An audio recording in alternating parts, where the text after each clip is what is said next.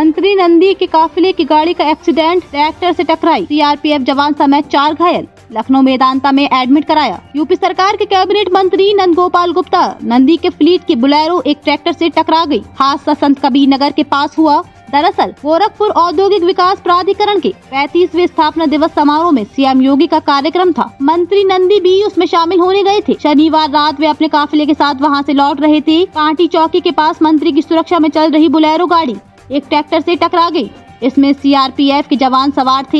हादसे में 3 जवान और ड्राइवर नीरज घायल हो गए। बस्ती में कराया प्राथमिक उपचार। हादसे के तुरंत बाद मंत्री नंद गोपाल नंदी घायल जवानों को अपनी गाड़ी में बैठाकर बस्ती के श्री कृष्ण मिशन हॉस्पिटल पहुंचे। यहां घायलों का प्राथमिक उपचार किया गया। 2 जवानों के सिर और एक के हाथ में चोट लगी है। सूचना मिलते ही एडिशनल एसपी बस्ती और सीओ सिटी भी अस्पताल पहुँचे। यहाँ से घायलों को लेकर मेदांता लखनऊ के लिए रवाना हो गए। हादसे में बाल बचे मंत्री नंदी। जिस समय हादसा हुआ मंत्री नंदी फॉर्च्यूनर में सवार थे। उनकी गाड़ी कुछ सेकंड के अंतर से आगे निकल गई। इस बीच मंत्री की गाड़ी के ठीक पीछे चल रही बोलेरो ट्रैक्टर की चपेट में आ गई। गनीमत रही कि मंत्री की गाड़ी ट्रैक्टर की चपेट में आने से बच गई, वरना बड़ा हादसा हो सकता था।